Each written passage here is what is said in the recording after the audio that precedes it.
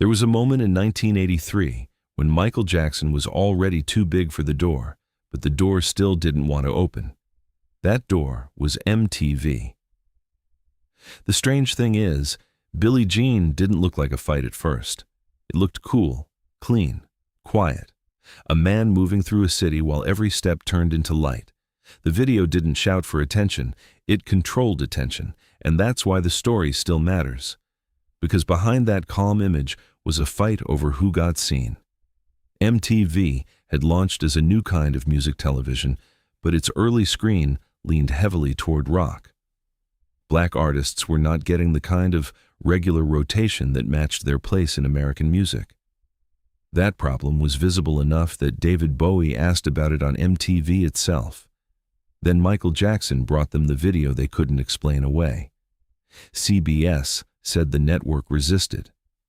MTV later said the delay was misunderstood. The truth sits inside that tension.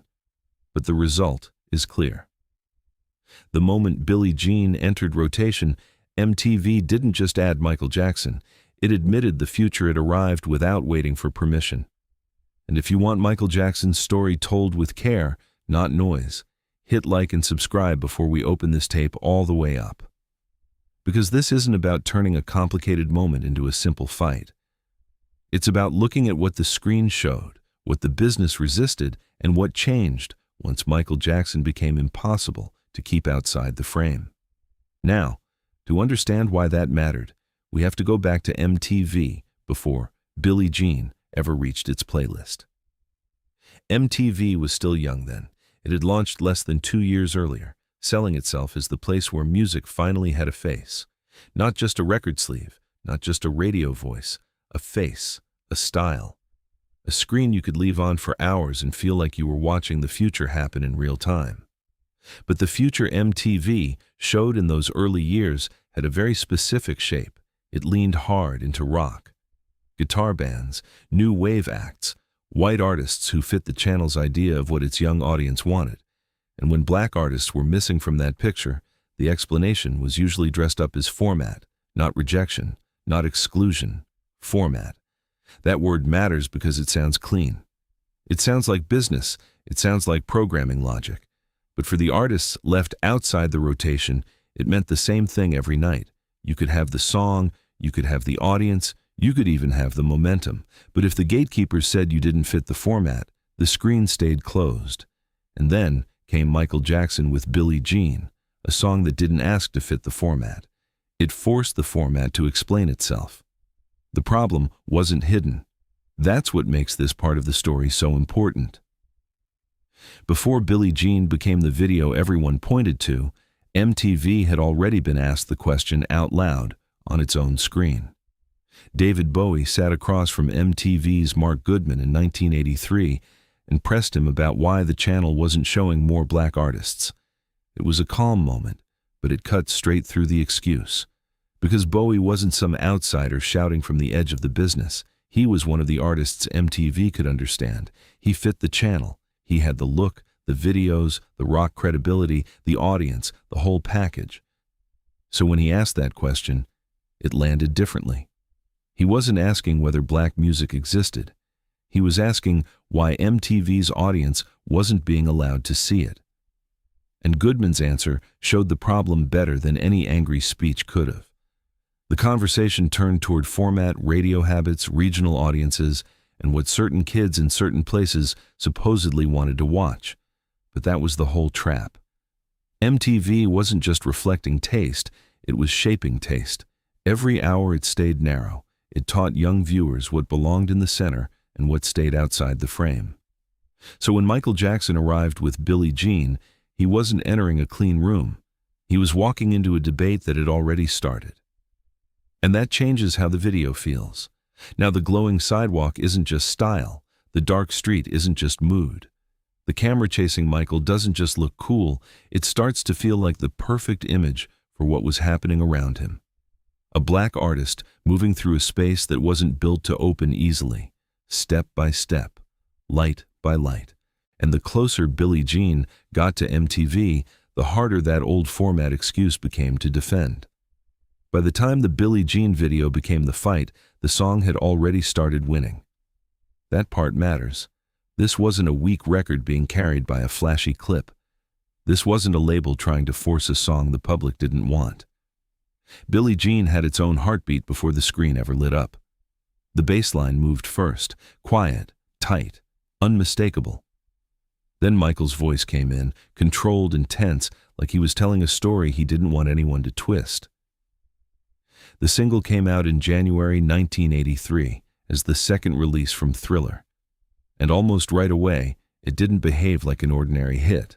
Radio understood it, record buyers understood it, dance floors understood it. The song moved through pop and R&B at the same time, and that was part of the problem for a channel still thinking in narrow lanes. Billie Jean didn't stay where anyone tried to put it. It crossed. That was Michael's gift, and to some people, that was the threat. Because when a song crosses, it doesn't just sell records, it makes old categories look smaller. It makes executives explain why the audience can hear something everywhere, but still not see it on the channel that claims to be the face of music. And by March, Billie Jean had gone all the way to #1 on the Billboard Hot 100. So think about what that means. Michael Jackson didn't need MTV to prove the song was powerful. The public had already spoken, the record was already moving, the sound was already inside American life. But television still mattered. Because MTV wasn't just another outlet.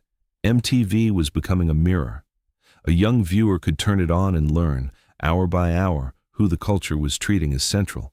And somehow, the biggest song in the country still had to wait for its face to be shown. That's when the tape arrived. Not as a request, as a problem MTV couldn't keep pushing aside. The video itself should have been impossible for MTV to turn away from. It didn't look like the rock clips the channel was built around. It didn't need a band packed into a warehouse. It didn't need a guitar solo under smoke and flashing lights. Billie Jean moved differently. Steve Barron directed it like a little mystery. Michael Jackson walks through a city at night, calm and almost untouchable. A photographer follows him, trying to catch proof of him, trying to frame him, trying to turn him into something fixed. But Michael keeps slipping through the picture. When the camera tries to pin him down, he doesn't appear the way the watcher expects. That detail matters, because the whole video feels like a man being chased by attention before the world fully understood how much attention was coming for him.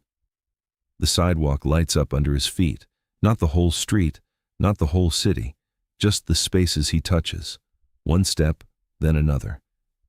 It's quiet, but it tells you everything. The screen doesn't brighten for everyone. It brightens when Michael arrives, and that's what made the tape so powerful. It didn't shout, "Look at me."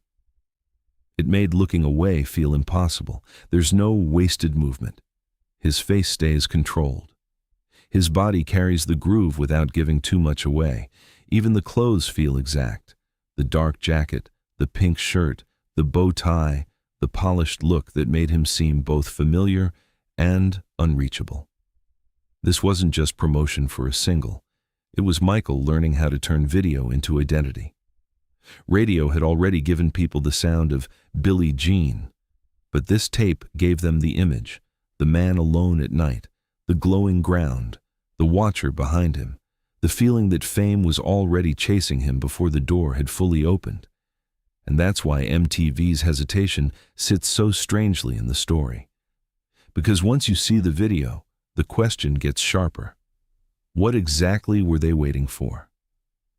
By the time CBS got frustrated, this wasn't just about taste anymore. It was about leverage. Inside the CBS side of the story, the breaking point came when the people pushing Michael's video realized MTV still wasn't moving. They had a song climbing fast, a video they believed was brilliant, and an artist who was already too important to treat like a maybe. Susan Blonde, who was working video promotion at Epic, later appeared in the account as the person who brought the frustration into the room. The video had cost money. The song was hot, the tape was strong, but MTV wasn't playing it. That's when David Benjamin, CBS Records Vice President for Business Affairs, remembered picking up the phone. not to ask nicely, to push.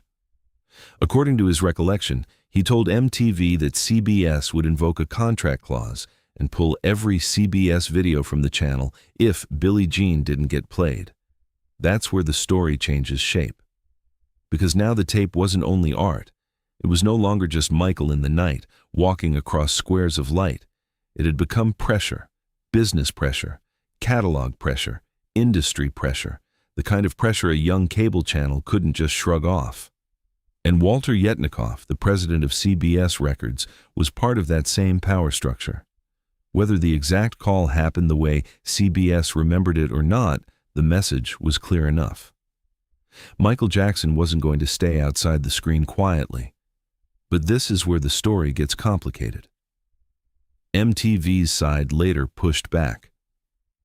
Les Garland remembered Billie Jean differently. In his version, the staff loved the video. They knew it was special. He said the delay was only a few days, and that someone misread that delay as resistance.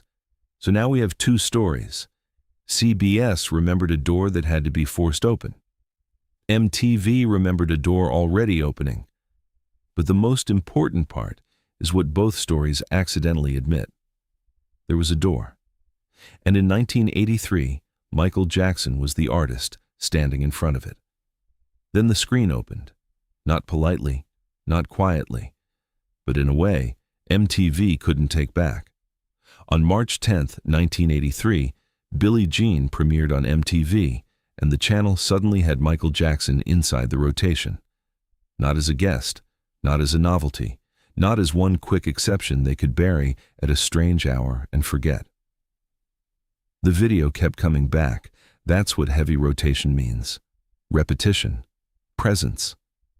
A face returning again and again until the audience starts to understand that this isn't outside the culture anymore. This is the culture. For young viewers sitting in front of MTV, the difference must have been immediate. One moment, the channel's world looked like rock bands, guitars, leather jackets, bright hair, and white faces looping through the same narrow idea of cool. Then Michael appeared in that night street, moving with a kind of quiet command nobody else on the channel had. He didn't need to fight the screen. He changed the temperature of it. The strange part is that Billie Jean didn't look like a takeover. It didn't storm into the channel with noise. It walked in, step by step, light by light. The same calm image MTV had hesitated over became the thing viewers wanted to see again. And once that happened, the old format excuse started losing power. Because if the audience kept watching, if the phones kept ringing, if the video kept pulling people back, then the question wasn't whether Michael Jackson belonged on MTV. The question was why it had taken MTV so long to admit it. That's the moment the tape changed meaning again. It wasn't just a video anymore. It was proof that the door had never been too small for Michael. The door had been built too small for the future. The channel that hesitated was about to learn something fast. Michael Jackson wasn't just good for MTV, he was good for the idea of MTV. Before Billie Jean, the channel was still trying to prove that music videos could be more than filler between songs, more than cheap promotion, more than a strange cable experiment kids watched after school. MTV had energy, it had attitude, it had the logo, it had the voice, but it still needed proof that a music video could become a cultural event. Michael gave it that proof. Because when Billie Jean entered rotation, it didn't act like background television. It acted like appointment television. Viewers didn't just hear the song, they waited for the image, the street, the suit, the light under his shoes, the feeling that something stylish and secretive was happening every time the clip came back on. That changed the value of the screen. A music video could now sell more than a single. It could sell mystery, it could sell movement, it could sell a whole image of an artist that radio could never fully create. And Michael understood that better than almost anyone. He didn't treat the camera like a decoration. He treated it like part of the song. Every step had timing. Every look had restraint. Every shadow around him made the light under his feet feel sharper. That's why the old MTV format started to look outdated so quickly. The channel had been built around one idea of youth culture. Then Michael showed up and made that idea feel too small. He wasn't trying to fit inside MTV's early shape, he was stretching it in real time, and the business noticed. Record labels noticed, artists noticed, viewers noticed. Once Billie Jean proved what could happen, the screen became a new battlefield for pop power. It wasn't enough to have the song anymore. You needed the image. You needed the moment people could replay in their heads after the music stopped. And Michael had given them one. A man alone in the dark, a camera chasing him, a sidewalk lighting up under his feet. The same tape MTV had hesitated over was now teaching MTV what its own future looked like. Then television gave Billie Jean a second life. MTV had the tape. Motown 25 had the stage. And that difference matters because the video made Michael Jackson repeatable, but the stage made him undeniable. On MTV, viewers could see the glowing sidewalk again and again. They could learn the mood of the video, the mystery of it, the way Michael seemed to move through a world that lit up only when he touched it. But Motown 25 was different. That was live performance memory, even though the special had been taped weeks before it aired. It carried the feeling of a room seeing something before the rest of the country understood what was coming. Michael had already performed with his brothers that night. That part mattered emotionally because Motown was where America first met the Jackson 5. The family history was in the room. The old songs were in the room. The childhood version of Michael was in the room, even if he wasn't a child anymore. Then he stepped away from the group and into his own frame. Black jacket, white socks, fedora, one spotlight, and Billie Jean. The same song MTV had hesitated over was now standing in the center of an NBC special, stripped down to one man and a stage floor. No glowing sidewalk now, no photographer chasing him through the dark, no city mystery wrapped around the performance, just Michael's body carrying the whole argument. When he moved backward in that impossible glide, the song changed again. The video had made Billie Jean visual. Motown 25 made it physical. It turned the record into a moment people talked about the next day, the kind of thing that moved from television into school hallways, living rooms, dance floors, and memory. And that's the part MTV couldn't own by itself. The channel helped repeat Michael's image, but Michael was the one who made the image bigger than the channel. After Motown 25, the argument around Billie Jean changed. Before that, MTV could treat the video like a programming decision, a clip, a slot, a question of format, something executives could discuss in offices, delay for a few days, or explain with the language of rock radio. But after Michael stepped onto that stage and made the whole country talk, the old explanation sounded smaller. Because now, Billie Jean wasn't only a song in rotation. It was the song attached to the move everyone wanted to understand. The moonwalk didn't erase the MTV story. It made it louder. It proved that Michael Jackson wasn't just another artist trying to get through the door. He was the artist changing what the door meant. The video had already shown that he could command a screen without raising his voice. Motown 25 showed he could command a stage with one glide backward, and together, those two images did something MTV couldn't control. They made Michael unavoidable. The channel had been selling youth culture through sound and image. Michael arrived with both, sharpened to a point. He had the record. He had the look. He had the movement. He had the mystery. And he had something even harder to copy, the ability to make silence around him feel electric. That's why the Billie Jean tape matters so much. It wasn't the end of the story. It was the proof before the explosion. The screen got him first, then the stage confirmed what the screen had been showing. Michael Jackson wasn't fitting into the new music television age. He was defining it. And once that happened, MTV had to change its own reflection. The channel could still play rock. It could still protect its original identity. But it could no longer act like pop music's future didn't include black artists at the center.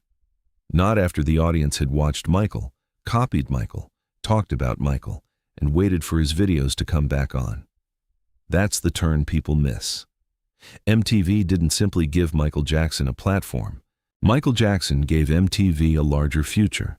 And that's why the final question isn't whether Billie Jean belonged on MTV. The real question is how MTV ever thought it could define the future without him. And this is where people still simplify the story too much. They say, Michael Jackson broke MTV. That's true in one sense. But if we leave it there, we miss the pressure that made the break matter. Because Billie Jean wasn't just the first crack in a wall. It was the moment people could finally see the wall. Before that, MTV could hide behind format language. It could talk about rock. It could talk about its audience. It could talk about what young viewers supposedly wanted. But once Michael Jackson appeared in heavy rotation, those excuses looked different. Because the audience didn't reject him. They watched him. They waited for him. They talked about him. And that changed the question completely. If viewers were willing to watch Michael Jackson again and again, then maybe the problem had never been the audience. Maybe the problem was the people deciding what the audience was allowed to see. That's why the CBS and MTV dispute still matters. CBS remembered a fight. MTV remembered a misunderstanding. But either way, the old screen had to make room for a black artist whose music had already crossed every line the business tried to draw around him. And Michael didn't enter that room by shrinking himself. He entered with mystery, with silence, with control, with a song that sounded like tension moving through a bass line and a video that made every step look like the future announcing itself. That's the part the clean version misses. MTV didn't simply discover Michael Jackson. The world had already discovered him. MTV had to catch up. And once it did, the channel started looking less like a gatekeeper and more like a mirror, finally forced to show what was already standing in front of it. The proof didn't come from an executive statement. It came from what happened after. Because if Billie Jean had failed on MTV, the network could have hidden behind the same old explanation. They could have said the audience wasn't ready. They could have said the format didn't fit. They could have treated the video like a one-time exception and moved on. But that isn't what happened. The audience watched. Then they watched again. And after Billie Jean, Michael didn't disappear from the channel's story. He became one of the reasons the channel's story got bigger. Beat It followed with a completely different kind of force. Street tension, dancers, leather jackets, a sharper edge, and Eddie Van Halen's guitar cutting through the track like a bridge between worlds MTV thought it understood and worlds it had kept at a distance. That mattered. Because Michael wasn't entering MTV by asking the channel to abandon rock. He was showing MTV that pop, R&B, dance, soul, and rock could live inside one artist without weakening each other. He wasn't outside the format because he lacked the sound. The format was outside the future because it couldn't hold him yet. And then came the larger thriller wave. One video became two. Two became a whole visual era. Suddenly, a Michael Jackson release didn't just mean a new song. It meant people waited for the image, the short film, the close, the movement, the room the video would create around the record. That's what changed the business. Before this, plenty of artists made videos. Some made great ones. But Michael made the video feel like part of the main event. Not decoration, not bonus material, not a label expense sitting between album ads. The video became the moment. And MTV learned that lesson in real time. The same channel that had moved carefully around Billie Jean now had a reason to build more of its identity around artists who could command the screen like that. The same screen that once looked too narrow for Michael suddenly looked brighter with him on it. That's the quiet irony. MTV didn't make Michael Jackson powerful. Michael Jackson made MTV look like it belonged to the future. That didn't mean the fight was finished. It meant the old answer didn't work anymore. Because after Billie Jean, MTV couldn't keep using the same narrow idea of format with the same confidence. The channel had seen what happened when Michael Jackson entered the rotation. Viewers didn't turn away, they leaned in. The video didn't weaken MTV's identity. It made the channel feel sharper, more alive, more connected to where music was actually going. Then Beat It pushed the point even harder. Now, Michael wasn't just walking through a night street with light under his feet.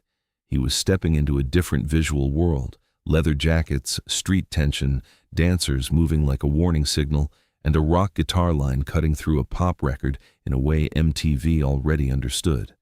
That was the genius of the move. Michael didn't come to MTV asking them to choose between rock and black music. He brought a record that made that divide feel old. Eddie Van Halen's guitar didn't erase the soul in the song. The choreography didn't soften the edge. The video didn't make Michael less black, less pop, less dangerous to the old format. It made the format look late. And that's where the legacy gets complicated. One breakthrough doesn't fix a whole system. One video doesn't erase years of narrow programming. One artist, even Michael Jackson, doesn't magically open every door for everyone behind him. But Billie Jean did something that couldn't be undone. It proved the screen had been smaller than the audience. The people watching were ready for Michael before the gatekeepers fully were.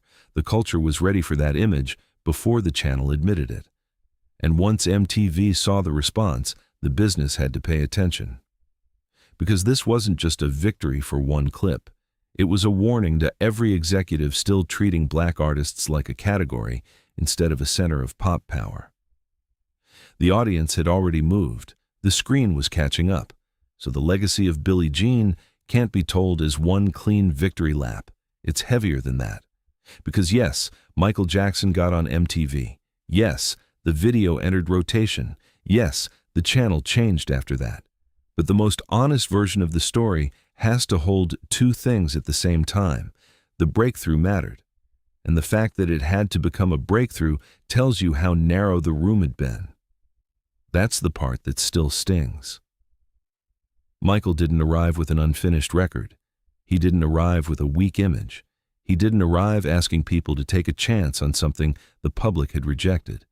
He arrived with Billie Jean, a song that had already taken hold, a video that looked like nothing else on television, and a presence that made the camera feel like it had been waiting for him. Still, the tape became a dispute. CBS remembered pressure. MTV remembered timing. The offices argued over what happened before the video went on air. But once Michael appeared on the screen, the audience gave its own answer. They didn't need the argument explained to them. They didn't care about contract language, meeting rooms, or format excuses. They saw him moving through the dark, and the screen suddenly felt different, more modern, more dangerous to the old rules, more honest about where pop was actually going. And that's why Billie Jean still carries so much weight. It didn't just help Michael Jackson become larger. It made the old gatekeepers look late. It showed that the future of music television wasn't going to be built by keeping black artists at the edge of the frame. It was going to be built by putting the right artist in the center and letting the audience tell the truth. That's what the glowing sidewalk means now, not magic, not just style. A warning light under every step, because Michael Jackson wasn't walking into MTV as a guest. He was walking in as the future they should have recognized sooner. So go back to the tape one last time. Not the legend around it, not the argument in the offices, just the image. Michael Jackson walking alone at night, the city dark around him, the photographer chasing him from behind, the pavement lighting only when his feet touch it. At first, that looked like style. Now it looks like the whole story, because Billie Jean was never only about getting a video played. It was about a screen learning that the center had moved. Michael didn't need to shout that he belonged there. He didn't need to explain the future to MTV in a meeting room. He put it in the frame. Step, light, step, light. Every move made the old rules look slower. And maybe that's why the video still holds up. It doesn't feel like a victory speech. It feels controlled, patient, almost quiet. Michael moves through a world, watching him, chasing him, trying to catch him, and still, he never gives the camera everything it wants. That's the deeper meaning. MTV thought it was deciding whether Michael Jackson fit the channel. But Billie Jean proved the channel had to fit him. The tape didn't just open a playlist. It changed the room. It changed the business. It changed what young viewers expected music television to look like. And after that, the glowing sidewalk could never go back to being just a visual trick. It became the mark of an artist entering a space that should have opened sooner. And once Michael stepped inside, the screen had no choice but to follow. And that's where the story should leave him. Not in the argument, not in the office where people later disagreed over who said what, not frozen inside the dispute. Leave Michael Jackson where he was most alive. On a stage floor, under a light, listening for the beat before anyone else could feel it. Because before the headlines turned him into a symbol, before the business used his name as proof of what music videos could sell, before MTV became part of the Thriller story, there was still an artist standing there, building every detail by hand. The step, the pause, the look away. The exact second the body moved and the screen changed with it. That's the Michael this story brings back, not just the superstar who broke through a television barrier. Not just the name executives argued about, not just the man on the glowing sidewalk, the worker, the watcher, the perfectionist, the artist who understood that sound could become movement, and movement could become memory. So when people say Billie Jean changed MTV, they're right. But the fuller truth is stronger. Michael Jackson didn't need MTV to become historic. MTV needed Michael Jackson to look like the future. And if you want Michael's story remembered with care, not noise, hit like, subscribe, and stay with us. Because there are still moments in his life that people repeat without really understanding what was happening behind them. We'll take our time with those too. For now, remember the sidewalk. The dark street, the light under his feet. The world remembers the video. But the real story was the door it forced open. So leave the image there, not in a boardroom, not in a contract threat, not in the argument between CBS and MTV over who moved first. Leave it where the story still breathes. Michael Jackson on the screen, walking through darkness while the ground lights up beneath him. That was the quiet power of Billie Jean. It didn't scream for a place in television history. It walked in with control, rhythm, and a kind of calm confidence that made the old rules look weak. MTV could debate format. Executives could debate timing. People could argue over the phone call. But the audience saw what mattered. They saw Michael. And once they saw him, the screen couldn't go back to pretending the future looked smaller than that. So when people remember Billie Jean, don't only remember the sidewalk, remember the door, remember how long it took to open, and remember who made it impossible to close. Hit like, subscribe, and stay with us for more Michael Jackson stories told with care, not noise. Because the world remembers the spectacle, but here we remember the person inside it.